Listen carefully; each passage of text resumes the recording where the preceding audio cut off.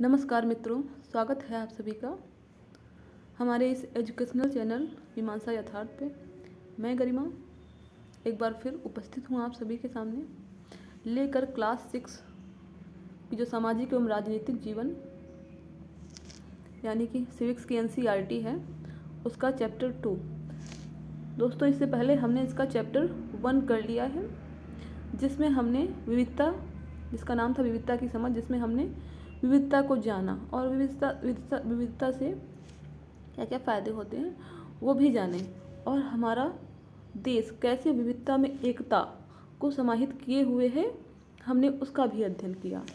और आज के अपने इस चैप्टर में हम लोग विविधता एवं भेदभाव, इस चैप्टर का नाम है विविधता एवं भेदभाव, इसके बारे में पढ़ेंगे और इसमें देखेंगे कि किस प्रकार जो ये विविधता है ये हमारे समाज में भेदभाव का कारण बनती है।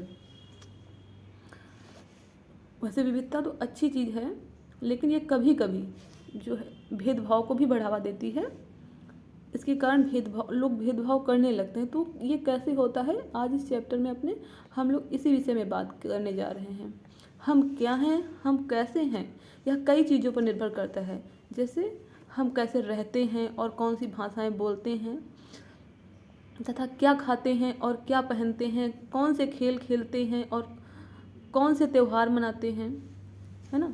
और इन सारी चीज़ों पे ही हमने पिछले चैप्टर में देखा था कि हमारी जो भौगोलिक परिस्थितियाँ हैं और जो हमारे ऐतिहासिक जैसा हमारा इतिहास रहा है वो सारी चीज़ें इस पर असर डालती हैं।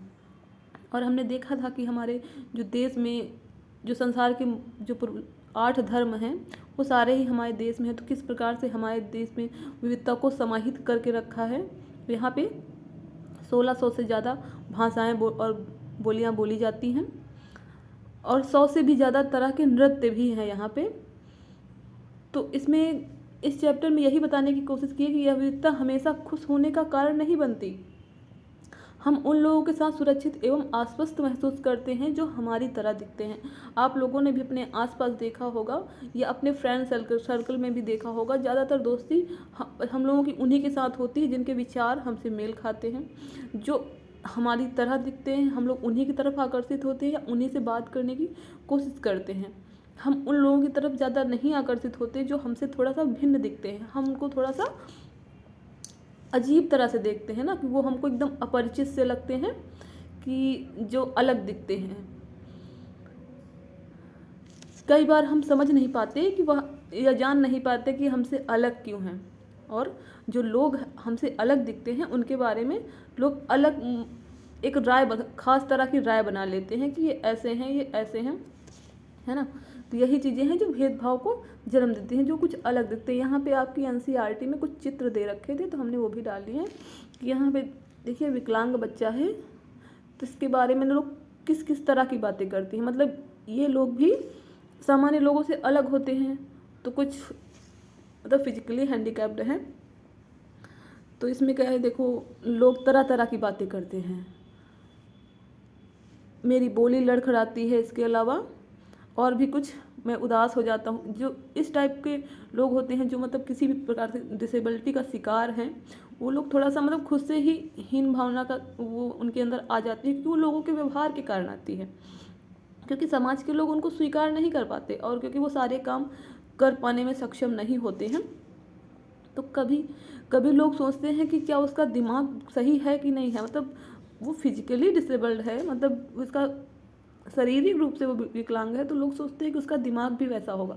तो ये क्या है, इस टाइप के लोग सोचने लगते हैं अपने से अलग दिखने वाले लोगों के बारे में। इसीलिए लोग उनके साथ सामंजस्य नहीं बिठा पाते और ऐसी चीज़ें ही समाज में भेदभाव को बढ़ावा देती हैं। तो इसके लिए अभी समावेशी शिक्षा की बात की गई कि विद्यालय में सारे हर टाइप के बच्चे, जो विशिष्ट बच्चे हैं, विशेष इनके लिए खास विशिष्ट लोगों की संज्ञा दी गई है ना। जो हमारे बच्चे जो विकलांग होते हैं, जो किसी भी प्रकार के उनकी शारीरिक विसंगति है जिनके, उनको विशेष ज़रूरतों वाले बच्चे कहा जाता है। और स्कूल में भी इस टाइम पे समावेशी शिक्षा को बढ़ावा दिया जा रहा है, जिसमें देखो यहाँ पे एक चित्र है कि सभी बच्चे एक साथ एक ही स्कूल में पढ़ेंगे, क्योंकि उनके मस्तिष्क में कोई प्रॉब्लम नहीं है, वो चीज़ों को समझ सकते हैं। उनकी समझने की कैपेसिटी उतनी ही जितनी कि सामान्य लोगों की, बस वो कुछ चीज़ों के कारण उनके शरीर में कोई दिक्कत है, तो इसीलिए सबको एक साथ मिलकर रहना चाहिए। तो ये वाला चित्र भी हमने यहाँ पे लगाया है, आपकी एनसीईआरटी में दे रखा है। और ये जो कुछ खास तरह की धारणाएं होती हैं लोगों की, जो किसी को देख के वो बना लेते हैं, उसको क्या कहते हैं, पूर्वाग्रह। तो पूर्वाग्रह को अगर हम समझें तो ये दो शब्दों से मिलके बना है, पूर्व प्लस आग्रह, यानी कि किसी के बारे में पहले से ही कुछ भी सोच लिया जाना। पूर्व में किया गया आग्रह, यानी कि पहले से ही कुछ भी सोच लिया गया है। जब कोई किसी के बारे में पहले से कोई नकारात्मक धारणा बना लेता है तो ऐसी सोच को क्या कहते हैं, पूर्वाग्रह कहते हैं। हम अक्सर जो हमसे भिन्न लोग दिखते हैं उनके प्रति कोई ना कोई पूर्वाग्रह पाल लेते हैं। और ये भिन्नता कई तरह की हो सकती है, जैसे कि कोई अगर हमसे शक्ल में अलग दिखता है ना, तो हम लोग कहते हैं कि मतलब जो सुंदर दिखते हैं उनको कहेंगे कि ये ज़्यादातर उच्च, मतलब ये धारणा पाल रखे कि उसकी रहन सहन और मतलब उसकी शक्ल सूरत से ही अंदाज़ा लगाने की कोशिश करते हैं कि फलाने धर्म का होगा, या फिर मतलब फलानी जाति का होगा, या उच्च जाति का होगा। अगर किसी ने कोई थोड़ा सा उसका रंग सांवला है, काला है, या फिर उसने अच्छे कपड़े नहीं पहने हैं, तो उसको लोग यही सोचते हैं किसी निम्न जाति का होगा। तो ये क्या है, सारे पूर्वाग्रह हैं जो हम अपने से भिन्न दिखने वाले लोगों के लिए पाल लेते हैं। जैसे कुछ लोग हमसे अलग दिख रहे हैं, खान पान उनका अलग है, परिधान अलग है, ड्रेसेस अलग हैं, बोलने का तरीका अलग है, तो उसके बारे में अलग अलग सोच विकसित कर लेते हैं। यही सारी चीज़ें पूर्वाग्रह होती हैं। और ये जो हमारा भारत है विविधता से संपन्न देश है, तो यहाँ पे विभिन्न क्षेत्रों के लोग बिल्कुल अलग अलग दिखते हैं। हम अगर ऊपर से नीचे जाएं भारत में, तो हमारे उत्तर भारत में पहाड़ी इलाका है, तो वहाँ की भौगोलिक परिस्थितियाँ दूसरी है, तो वहाँ लोग भी अलग, ठंडी जलवायु है तो लोग गोरे हैं, लंबे हैं। और नीचे हम जाते हैं तो यहाँ पे जलवायु गर्म है और यहाँ के लोग थोड़ा सा डार्क कलर के हैं, लेकिन वो हमारे ही देश के, तो इसके आधार पर हम उनसे भेदभाव नहीं कर सकते। लेकिन ये चीज़ें हैं जो लोगों के दिमाग मस्तिष्क में भेदभाव को जन्म देती हैं। अब पूर्वाग्रह से क्या क्या नुकसान होते हैं। अधिकतर मामलों में पूर्वाग्रह से कोई नुकसान नहीं होता, मतलब किसी को कोई फर्क नहीं पड़ता पूर्वाग्रह क्या है। लेकिन कई बार जो ये पूर्वाग्रह युक्त व्यवहार, मतलब ऐसे किसी ने क्या पूर्वाग्रह पाल रखा है किसके प्रति, तो इससे किसी को कोई नुकसान नहीं होता। लेकिन जब इस पूर्वाग्रह के आधार पर किसी के साथ कोई व्यवहार किया जाता है तो इससे भारी नुकसान होता है, क्योंकि उस जो सामने वाला व्यक्ति है जिसके साथ पूर्वाग्रह के आधार पर व्यवहार किया जा रहा है, उसको बहुत ही ज़्यादा मानसिक क्षति पहुंचती है, कि मतलब उसके बारे में बिना कुछ जाने बूझे उसके बारे में कोई भी राय बना लेना, तो ये उसको मानसिक क्षति पहुंचाता है। जब पूर्वाग्रह से ग्रसित होकर किसी के साथ बुरा व्यवहार किया जाता है तो उस व्यक्ति के आत्मसम्मान को ठेस पहुंचती है। अब ये था पूर्वाग्रह और इससे होने वाले नुकसान। अब हम लोग बात करेंगे कुछ रूढ़िबद्ध धारणाओं के बारे में। ये रूढ़िबद्ध धारणाएं क्या होती हैं। रूढ़ि मतलब प्रथाएं जो प्रचलित हैं, रूढ़िबद्ध यानी कि प्रथाओं परंपराओं से बंधी हुई, बद्ध मतलब बंधी हुई, धारणाएं मतलब सोच। जो रूढ़िवादी परंपराओं से बंधी हुई हमारी विचारधारा सोच है, वो क्या है, रूढ़िबद्ध धारणा है। जब हम किसी मनुष्य को एक खास छवि में बांध देते हैं, इसके बारे में पहले से कोई धारणा पाल लेते हैं, तो उसे रूढ़िबद्ध धारणा कहते हैं। मतलब एक दिमाग में एक सोच बना ली कि अगर हमने कहा कि मतलब इस धर्म के लोग ऐसे ही होते हैं, किसी भी धर्म को ले लिया तो उस धर्म के बारे में हमने धारणा बना ली। किसी क्षेत्र विशेष के रहने वाले लोग हैं, उस क्षेत्र विशेष के बारे में हमने ये धारणा बना ली कि इस क्षेत्र विशेष के लोग ऐसे ही होते हैं। और किसी जाति के प्रति भी और किसी लिंग आधारित भी भेदभाव होते हैं, तो उनके प्रति भी, है ना, स्त्री पुरुष में स्त्रियों के लिए अलग धारणाएं, रूढ़ियाँ प्रचलित हैं, पुरुषों के लिए अलग, तो अलग अलग तरह का माइंडसेट है। ये सारी रूढ़िबद्ध धारणाएं, इन धारणाओं का असर हम सब के ऊपर पड़ता है। कई बार ये धारणाएं हमें ऐसे काम करने से रोकती हैं जिनको करने की काबिलियत शायद हम में हो, क्योंकि इन धारणाओं मतलब इसमें हम इमेज को बांध देते हैं। लोग व्यक्तित्व को अपनी धारणाओं में बांध देते हैं, उसको सीमित, ये धारणा है, ये व्यक्ति के व्यक्तित्व को संकीर्ण बनाती, सोच को संकीर्ण बनाती है, जिसमें उससे बाहर वो निकलना नहीं चाहता। तो शायद मतलब जैसे लड़कियों को ज़्यादा आज़ादी नहीं देते हैं, क्योंकि लड़कियों के बारे में बहुत सारे पूर्वाग्रह और रूढ़िबद्ध धारणाएं हमारे समाज में प्रचलित हैं, तो उससे बाहर लोग निकलना नहीं चाहते।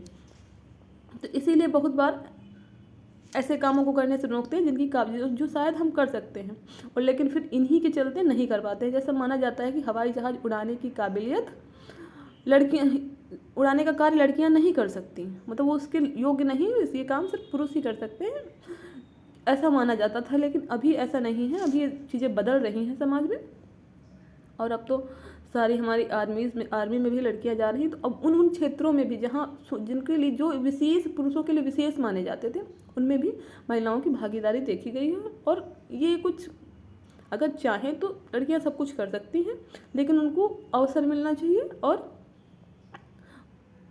अपने आप को विकसित करने का समय मिलना चाहिए। सब कुछ कर सकती है, ये किसी लिंग पे आधारित नहीं है कि उनको वो भी एक विशेष काम के लिए बनी है, घर संभालने के लिए बनी है। और आगे हम लोग देखेंगे कि ये रूढ़िबद्ध धारणाएं कैसे समाज में भेदभाव को जन्म देती हैं। असमानता एवं भेदभाव, ये भेदभाव क्या होता है? भेदभाव तब होता है जब लोग पूर्वाग्रह या रूढ़िबद्ध धारणाओं के आधार पर व्यवहार करते हैं।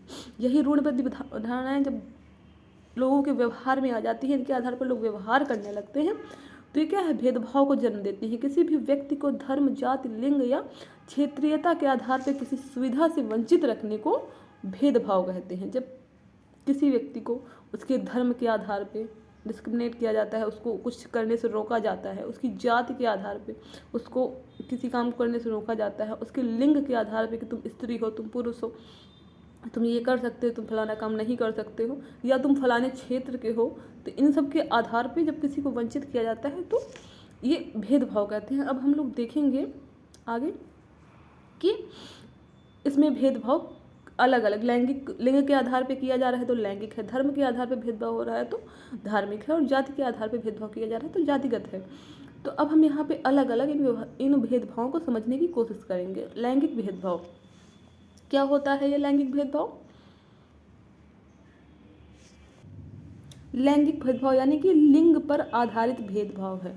जैसे कुछ गाँव में लड़कियों को 5वीं या 6ठी के बाद पढ़ने नहीं दिया जाता। गांव में अभी भी ये देखने को मिल जाता है कि लड़कियों को स्कूल नहीं भेजते हैं। उसका कारण कोई भी हो सकता है। ये मतलब उनको ये रहता है ना कि लड़कियों का तो काम ही है कि वो घर संभालें, बच्चे पैदा करें, घर उनका काम करें। लड़कियां बनी ही इसलिए हैं। उनकी ये क्या है? ये रूढ़िबद्ध धारणा है जो उन्होंने महिलाओं की छवि को एक विशेष काम में बांध दिया है।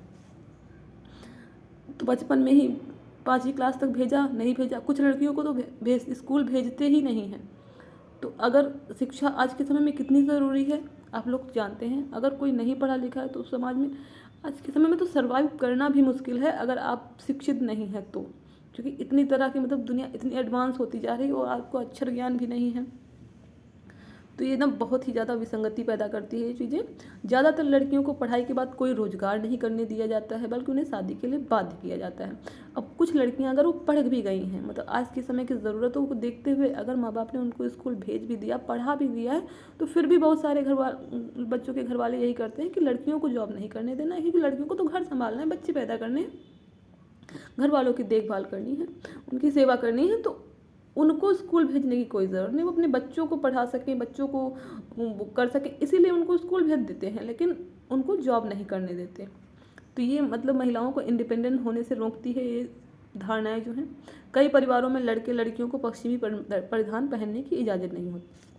अब कुछ परिवार ऐसे भी होते हैं जो जीन्स टॉप या ये पश्चिमी परिधान वेस्टर्न ड्रेसेस पहनने से मना करते हैं। लड़कों मतलब इवन लड़कियों को क्या, लड़कों को भी कुछ जगह पे मनाही होती है कि उनको अपने ही देश के परिधान पहनने हैं, मतलब साधारण जो वो पहनते हैं।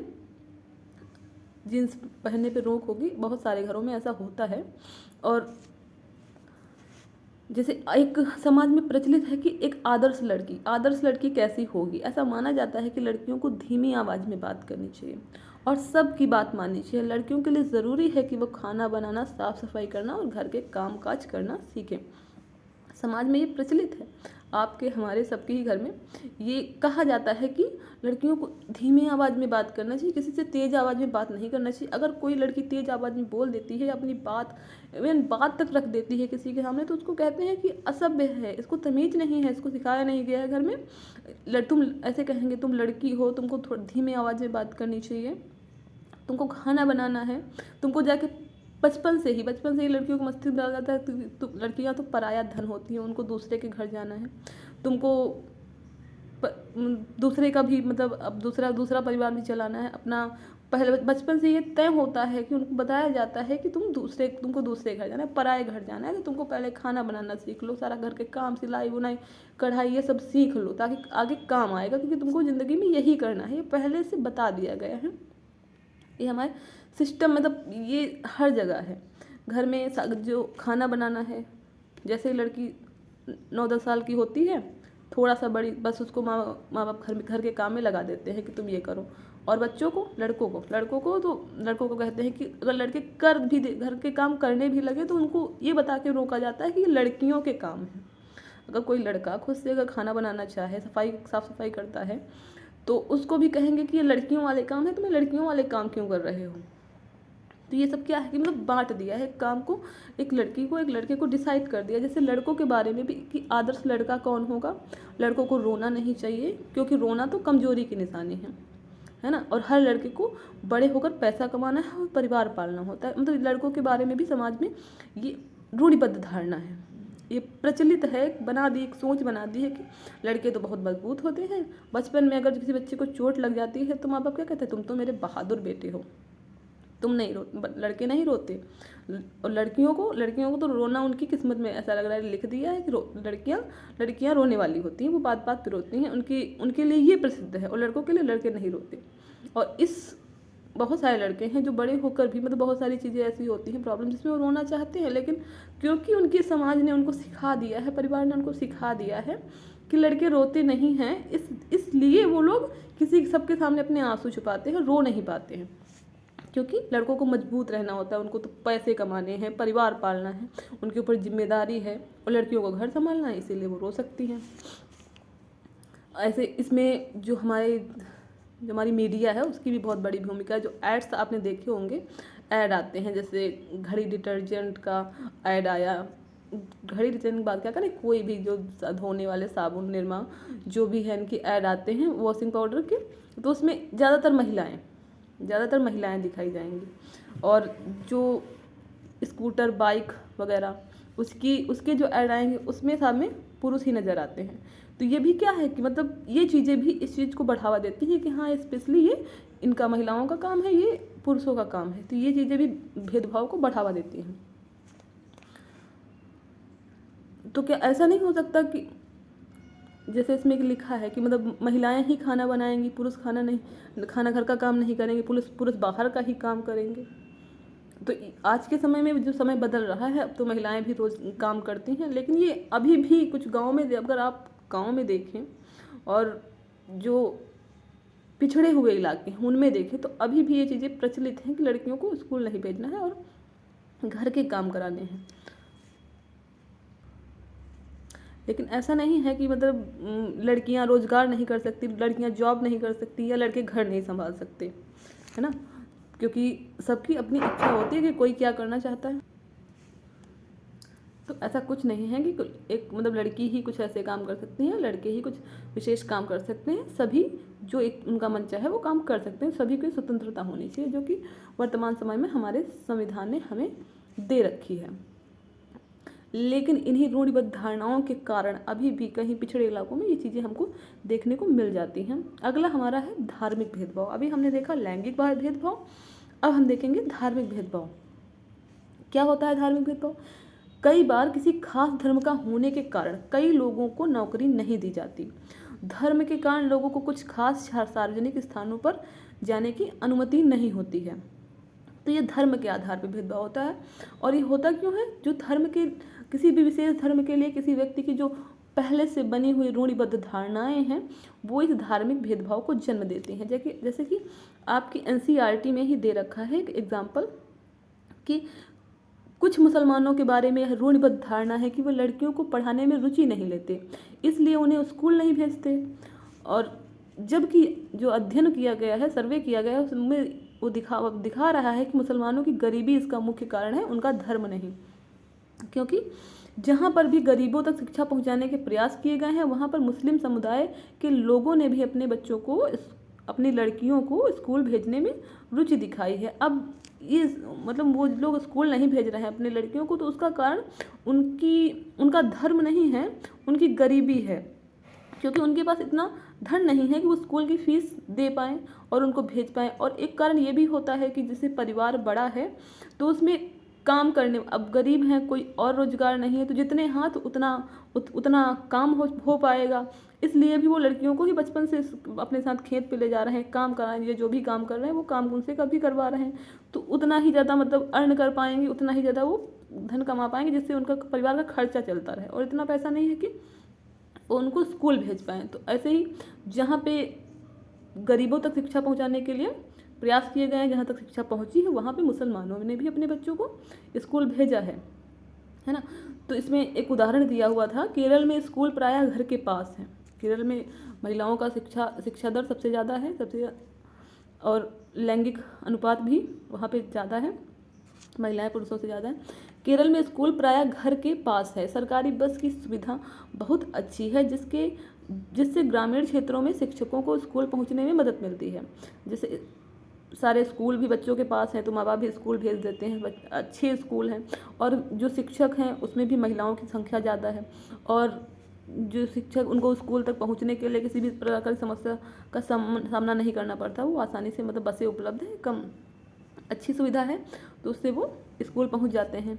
इन सभी कारकों ने बहुत सारे गरीब परिवार के बच्चों को स्कूल जाने में मदद की है, जिसमें मुसलमान लड़कियां भी शामिल हैं।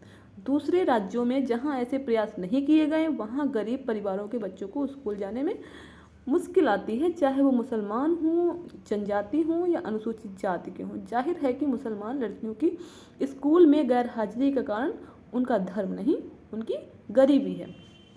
तो किसी भी कि वो इस धर्म के हैं इसीलिए वो लड़कियों के साथ भेदभाव कर रहे हैं या लड़कियों को स्कूल नहीं भेज रहे हैं, तो इसमें धर्म जिम्मेदार नहीं है, उनकी गरीबी जिम्मेदार है। क्योंकि गरीबी के चलते इसके बहुत सारे दुष्परिणाम होते हैं, जिसके कारण वो लोग अपने परिवार की संख्या भी सीमित नहीं कर पाते हैं और बच्चे भी उनके ज़्यादा हो जाते हैं, और फिर बच्चों को वो स्कूल नहीं भेज पाते हैं क्योंकि उनके पास पैसे ही नहीं हैं, और वो बच्चों को फिर काम में लगा देते हैं ताकि सबके खाने के लिए वो चीज़ें जुटा सकें। तो इसके लिए ये समस्या सिर्फ धर्म की नहीं है, ये हर उस समाज की है, उनकी है जो गरीब हैं, जिनके पास धन नहीं है। आप अभी भी गांव में चले जाएं तो आप देख पाएंगे कि जो परिवार गरीब हैं वो अपने बच्चों को स्कूल भेजने में उतनी रुचि नहीं दिखाते या उनको पढ़ाने में उतनी रुचि नहीं दिखाते जितने कि जो संपन्न परिवार है वो अपने बच्चों को स्कूल भेजते हैं। तो ये चीज़ें आज भी दिखती हैं। अब हम लोग बात करेंगे जातिगत भेदभाव की। क्या होता है जातिगत भेदभाव? भारत में जो जाति व्यवस्था है वो काफ़ी पुरानी है, सभी परिचित हैं इससे। हम लोग जानते हैं कि पहले ये वर्ण व्यवस्था थी, फिर ये जाति व्यवस्था में बदल गई। पहले वर्ण व्यवस्था जो थी वो परिवर्तनीय थी, वो 4 भागों में बटी हुई थी। सबसे ऊपर ब्राह्मण, फिर क्षत्रिय, फिर वैश्य, फिर शूद्र आते थे, है ना।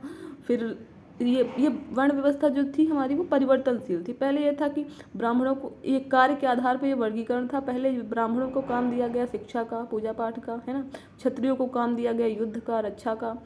वैश्यों को काम दिया गया व्यापार का, और शूद्रों को काम दिया गया सेवा का। तो इसमें ये था कि अगर कोई व्यक्ति शूद्र वर्ग में पैदा हुआ है और वो व्यापार करता है तो उसको फिर वो व्यापार करेगा तो ये इस वैश्य वर्ग में आ जाएगा। अगर वो योद्धा बन गया तो क्षत्रिय वर्ग में आ जाएगा। अगर वो शिक्षा देना चाहता है तो ब्राह्मण वर्ग में आ जाएगा। ये व्यवस्था प्राचीन काल में परिवर्तनीय थी, लेकिन ये समय के साथ जब चीज़ें बदली तो लोगों ने इन्होंने कास्ट वर्ण व्यवस्था को कास्ट सिस्टम में परिवर्तन कर दिया, जाति व्यवस्था में बदल दिया, और जाति व्यवस्था जो थी वो अपरिवर्तनीय हो गई। उसमें फिर कोई दूसरे वर्ग में नहीं जा सकता था। हर जाति के लिए जो कर्म निर्धारित किए गए थे वही करना है। जैसे जो ब्राह्मण थे वो शिक्षा का ही काम करेंगे, जो शूद्र हैं वो सेवा का ही काम करेंगे। कोई दूसरे वर्ण में नहीं जा सकता है, कोई दूसरी जाति में नहीं जा सकता है। अब ये बताइए हम किस जाति में पैदा होंगे, ये हम तो निर्धारित, इसकी स्वतंत्रता हमें तो नहीं है। हम तो ये निर्धारित नहीं कर सकते ना कि हम इस जाति में पैदा होंगे या हम उस जाति में पैदा होंगे। हमारे माँ बाप जिस कास्ट के होंगे उसी कास्ट के हम भी हो जाएंगे। अब भले ही हमारी रुचि अलग चीज़ों में है, हम शूद्र वर्ण में हैं तो हम व्यवसाय करना चाहते हैं, या हम शिक्षक बनना चाहते हैं, हम शिक्षा देना चाहते हैं, तो इसमें ये हमारी ये हमारी जाति तो नहीं डिसाइड करेगी ना कि हमारे अंदर कौन से गुण होंगे। तो ये फिर इसी आधार पे जब उसको अपरिवर्तनीय बना दिया गया तो ये भेद समाज में भेदभाव को इसने जन्म दिया। इस व्यवस्था के अनुसार लोगों को अलग अलग जातियों में बांटा गया। हर जाति के व्यक्ति के लिए अलग अलग काम निर्धारित हैं। पढ़ लिख लेने के बाद भी लोग अपना पेशा नहीं बदल सकते, कि मतलब जिस कास्ट में हैं, अगर आप कुम्हार हैं तो आप कुम्हार ही रहेंगे। मतलब आपके परिवार वाले बर्तन बना रहे हैं मिट्टी के, तो आप भी वही काम कर सकते हैं, आप इसके अलावा कुछ भी नहीं कर सकते। ये कहती है हमारी जाति प्रथा। एक जाति के निर्धारित किए गए काम के अलावा कोई दूसरा काम करने की इजाज़त नहीं है। जैसे उदाहरण के लिए उसमें दिया हुआ है आपके एनसीईआरटी में, कुछ समूहों को सिर्फ कचरा उठाने और मरे हुए जानवरों को गांव से हटाने की इजाज़त थी। उन्हें ऊंची जाति के लोगों के घर में घुसने, गांव के कुओं से पानी लेने और यहाँ तक कि मंदिरों में भी घुसने की इजाज़त नहीं थी। ये वर्ग जो था, ये जो 4 वर्ण है उस वर्ण से बाहर था। वो कास्ट के आधार पर इनको अछूत या अयोग्य, अछूत नाम दिया जाता था समाज में। जो कि ये लोग जिनको गांव के बाहर रखा जाता था, इनको गांव में भी प्रवेश नहीं था। और ये सिर्फ जो मरे हुए जानवर हैं उनको गांव से बाहर निकालना है और सफाई करनी है, इतना ही काम देते थे इनको। और इनके बच्चे दूसरी जाति के बच्चों के साथ स्कूल में बैठ नहीं सकते थे। ऐसा सिस्टम था कि मतलब स्कूल में पहले तो शिक्षा का ही अधिकार नहीं था, पढ़ ही नहीं सकते थे, लेकिन फिर बच्चों के साथ मतलब उनके हाथ का लोग छुआ हुआ भोजन भी नहीं करते थे। कोई चीज़ अगर छू गई है तो कहेंगे कि ये अपवित्र हो गया है। पहले तो उनकी परछाई तक को भी अशुद्ध माना जाता था। ये आपकी एनसीईआरटी में एक चित्र दे रखा है जिसमें दिखाया गया है कि एक स्कूल का दृश्य है जिसमें बच्चे बैठे हुए हैं। जाति के आधार पर कक्षा में किसी बच्चे को दूसरे बच्चों से अलग बैठाना भेदभाव का, ये भेदभाव का एक रूप है। जहाँ पे ये बच्चे चटाई पे बैठे हैं, सामने बैठे हैं, और दूसरे बच्चों ने जहाँ पे चप्पलें उतार रखी हैं, ये अछूत हैं बच्चे, इसीलिए इनको अलग बिठाया गया। तो ये क्या है, ये एक भेदभाव का ये उदाहरण है। आपके इसमें एनसीईआरटी में एक केस स्टडी दे रखी है डॉक्टर BR अम्बेडकर के बारे में। सभी परिचित होंगे आप लोग इनके व्यक्तित्व से। अब इसमें जो चीज़ें दे रखी हैं, इसमें डॉक्टर भीमराव अम्बेडकर को भारतीय संविधान के पिता एवं दलितों के सबसे बड़े नेता के रूप में जाना जाता था। यही जो अछूत तो जिनके लिए समाज में अछूत शब्द प्रयोग होता था, अयोग्य, उनके लिए एक शब्द प्रयोग किया गया जाता है। ये लोग खुद अपने लिए करते हैं दलित। दलित मतलब जिन्हें दबाया गया है या सताया गया है, तो उनके लिए दलित। तो ये दलितों के सबसे बड़े नेता, ये बहुत ही योग्य व्यक्ति थे, लेकिन अब ये अछूत कास्ट में पैदा हुए थे, तो इसलिए इनको समाज में बहुत सारी चीज़ों का भेदभाव का सामना करना पड़ा। और डॉक्टर अम्बेडकर ने दलित समुदाय के अधिकारों के लिए लड़ाई लड़ी। उनका जन्म महार जाति में हुआ था, जो अछूत मानी जाती थी, है ना। ये महार लोग गरीब होते थे, उनके पास ज़मीन नहीं थी। ये हमने इसमें ये चित्र दे रखा है। इसमें आपके एनसीईआरटी में एक उदाहरण दे रखा है जिसमें जो BR अम्बेडकर ने अपनी बुक में लिखा हुआ है, अपना अनुभव लिखा हुआ है कि एक बार वो गांव से बाहर अपने पिताजी से मिलने ये लोग जा रहे थे। तो ट्रेन से ये लोग उतरे, तो वहाँ पे कोई जो पिताजी ने कोई लेने के लिए गाड़ी भेजने वाले थे, तो उससे पहले ही ये लोग पहुँच गए थे। तो कोई गाड़ी नहीं आई थी इनको लेने के लिए, कोई आया ही नहीं था लेने के लिए, और इनको पिताजी के पास जाना था। तो वो लोग कैसे पहुँचते, तो वहाँ पे स्टेशन मास्टर ने इनसे पूछा, मतलब बहुत देर से ये लोग खड़े रहे, ये अपने भाई के साथ थे। तो उसमें स्टेशन मास्टर ने इनसे पूछा कि अच्छे ड्रेसअप अच्छा था इनका, नहीं लग रहा था कि कोई अछूत कास्ट के होंगे। तो स्टेशन मास्टर ने आके इनसे बात की, तो इन लोगों ने बताया कि हमको वहाँ जाना था, और पिताजी नौकर को भेजने वाले थे, लेकिन वो आया नहीं। तो उसने, अब जाति प्रथा इतनी ज़्यादा थी, उन लोगों पे हावी थी, तो उन्होंने, जो स्टेशन मास्टर था, उसने इनकी जाति पूछी। तो जो बच्चे थे, इन्होंने बिना कुछ सोचे समझे अपनी जाति महार बता दी। अब इनकी जाति सुन के ही स्टेशन मास्टर का व्यवहार बदल गया और चुपचाप वो वहाँ से चला गया। लेकिन वो जब रात तक ये लोग वहीं खड़े रहे, तो आया और रिक्शे वालों से उसने बात की इन लोगों के लिए। तो कोई भी रिक्शे वाला इन लोगों को तांगे वाला ले जाने के लिए तैयार नहीं था, क्योंकि वो ये अछूत जाति के थे और वो अपने रिक्शों को अपवित्र नहीं करना चाहता था। ये लोग बच्चे जो थे वो ज़्यादा पैसे देने के लिए भी तैयार थे, लेकिन जो कि जाति इतना हावी है, कास्ट इतना हावी थी उनके ऊपर कि वो उससे भी ज़्यादा पैसे मायने नहीं रखते, सिर्फ जात ज़्यादा मायने रखती थी। तो वो उनको नहीं ले जाने के लिए तैयार हुई। ये अपना अनुभव लिखा है बाबा साहब ने अपनी किताब में। अब इनके बारे में थोड़ा सा और जानते हैं।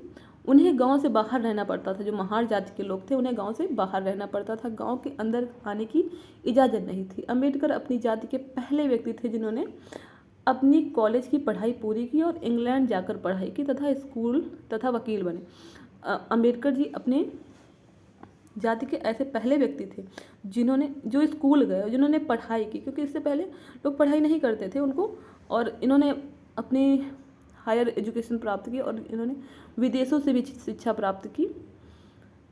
और वो जब वहाँ से आए तो इन्होंने जब ये अपने समाज को देखा और जो अपने साथ हुआ, अपने व्यक्तिगत अनुभवों को और जो समाज में प्रचलित था जो वो देख रहे थे, उसको देखते हुए इन्होंने दलितों के लिए काफ़ी संघर्ष किया। दलितों के लिए इन्होंने दलितों को अपने बच्चों को स्कूल भेजने के लिए प्रोत्साहित किया। इन्होंने शिक्षा को सबसे बड़ा मूल मंत्र बताया, हथियार बताया कि बिना शिक्षा के तो कुछ भी संभव नहीं है। शिक्षा ही है जो समाज में परिवर्तन ला सकती है, तो शिक्षा को ही अपना शस्त्र बनाना है। दलितों से अलग अलग सरकारी नौकरी करने को कहा था ताकि वे जाति व्यवस्था से बाहर निकल पाएँ, है ना।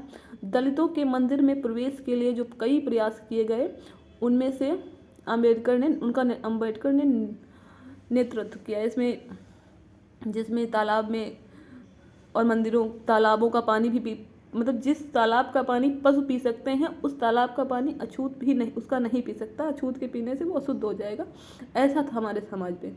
तो उन्होंने उसमें भी कुछ वो किए, जिसमें इन लोगों ने चौदार तालाब का नाम सुना होगा आप लोगों ने, जिसमें इन लोगों ने पानी पी के उसको विरोध प्रदर्शन किया था। तो फिर ब्राह्मणों ने उसको सब गाय का गोबर पंचामृत वगैरह डाल के उसको शुद्ध किया, गाय का घी वगैरह हवन यज्ञ करके कि अशुद्ध हो गया है। तो ऐसी सारी चीज़ें, ये लड़ाइयाँ संघर्ष ये सारे चलते रहे हैं जाति को लेके। उनका मानना था कि दलितों को जाति प्रथा के खिलाफ अवश्य लड़ना चाहिए और ऐसा समाज बनाने की तरफ काम करना चाहिए जिससे सबकी इज्जत हो, ना कि कुछ लोगों की, क्योंकि जाति पर आधारित भेदभाव न केवल दलितों को कई गतिविधियों से वंचित रखता है बल्कि उन्हें आदर और सम्मान भी नहीं मिलने देता जो दूसरों को मिलता है। मतलब भले ही कितना भी कोई काबिल हो, अगर वो निम्न जाति का है तो उसको अपने समाज में कोई इज्जत नहीं मिलेगी। और ब्राह्मण अगर उच्च जाति का व्यक्ति है, वो भी भले ही मूर्ख हो, लेकिन उसको जाति के आधार पर सम्मान मिलता था। फिर समानता के लिए संघर्ष, समानता के लिए समय समय पे संघर्ष हुए।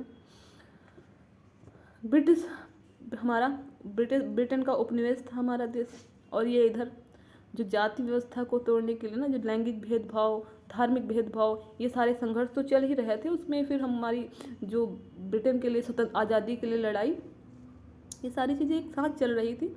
तो इसीलिए जब हमारा संविधान बना तो उसमें सारी चीज़ों का ध्यान रखा गया। धार्मिक स्वतंत्रता दी गई और किसी भी धर्म को मानने की, और कोई भी काम करने की आज़ादी दी गई। समानता का अधिकार, हमारे जो 6 मौलिक अधिकार हैं, अनुच्छेद 12 से लेकर 35 तक जो उनका उल्लेख है, तो वो मौलिक अधिकार दिए गए, और जिसमें समानता का अधिकार विशेष रूप से भेदभाव को ख़त्म करने के लिए 14 से 18 आर्टिकल 14 से 18 में दिया गया है।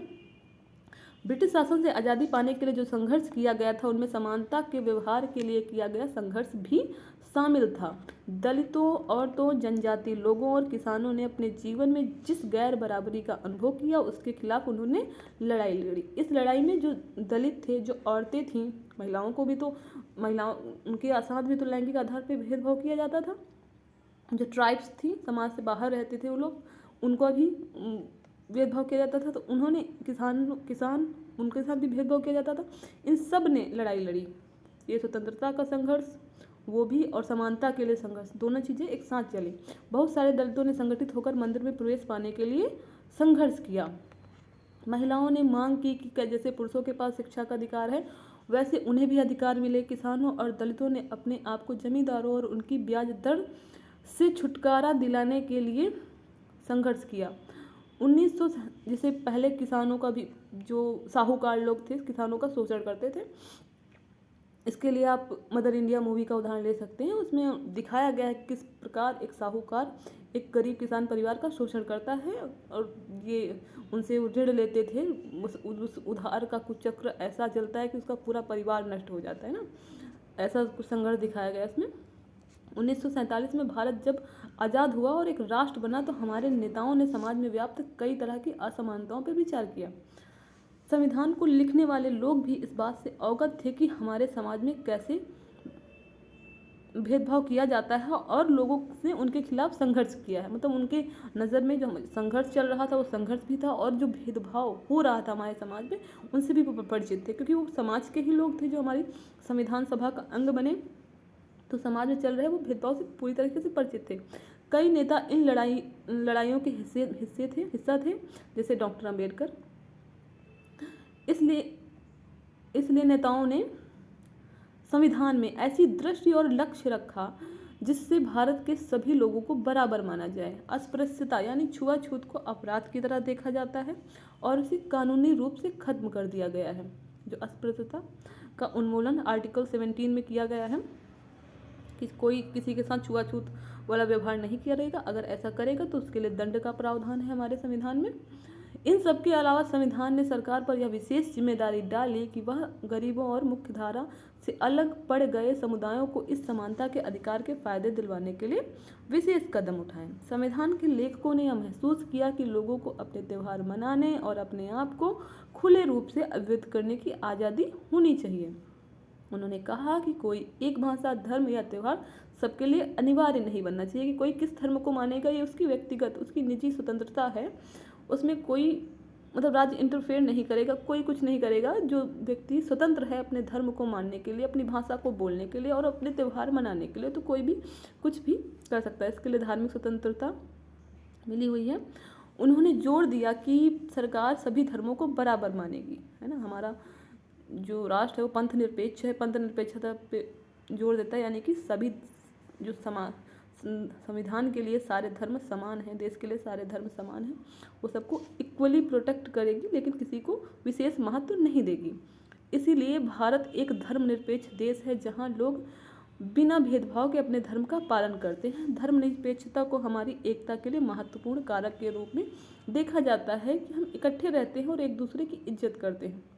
जैसे समाज में हमारे साथ मुस्लिम, हिंदू, सारे धर्म को मानने वाले लोग एक साथ रहते हैं।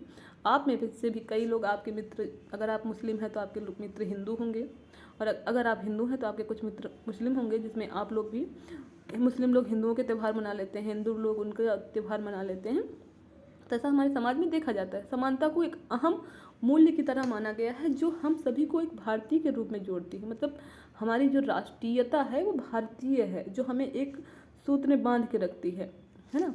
प्रत्येक व्यक्ति को समान अधिकार और समान अवसर प्राप्त हैं। लोग अपनी पसंद का काम चुनने के लिए बिल्कुल आज़ाद हैं। नौकरियां सभी के लिए खुली हुई हैं।